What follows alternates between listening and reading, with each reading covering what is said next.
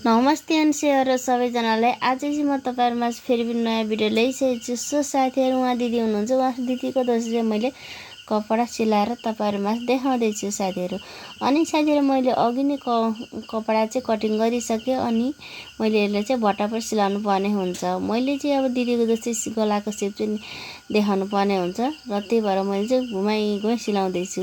अनि साथीहरू, त्यतिखेर मेरो छोरालाई चाहिँ बुनु रुयो भनेर साथमा बुनु चाहिँ ल्याइसकेको छ। अनि त्यतिको पनि मैले भट्टापर सिलाएर एकपट्टिको सकिसकेँ।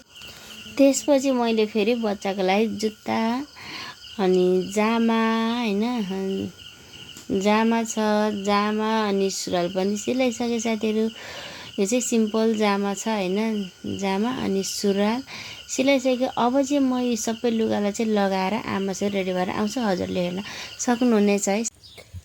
फाइनली सो गाइस, हामीले चाहिँ लुङ्गी सेट पनि सिलाइसकेको छु मैले। सिङ्गापुरी सेट हैन, पहिलोचोटि हो, पहिलो प्रयास हैन। यतिको चाहिँ मैले सेप गला सेप पनि निकालिसकेको छु। सो साथीहरू, हजुरले हेर्न सक्नुहुन्छ। अनि यो चाहिँ अलिकति खुम्चिरहेको छ, यसको आइरन पनि लाएको छैन हैन। यो एकचोटि लगाएको लुगा पनि हो, त्यही भएर मैले यसलाई चाहिँ कस्तो हुन्छ भनेर सिलाउन सिकेको मात्रै साथीहरू। कस्तो छ हजुरहरूले चाहिँ भन्न सक्नुहुन्छ। अनि बेबीलाई चाहिँ मैले जामा सुरुवाल अनि जुत्ता पनि सिलाइसकेको छु साथीहरू। हेर्न सक्नुहुन्छ मेरो नानीको जुत्ता है। अनि यस्तै छ है साथीहरू मेरो चाहिँ काम। हजुरको कस्तो छ हजुरले भन्न नि सक्नुहुनेछ।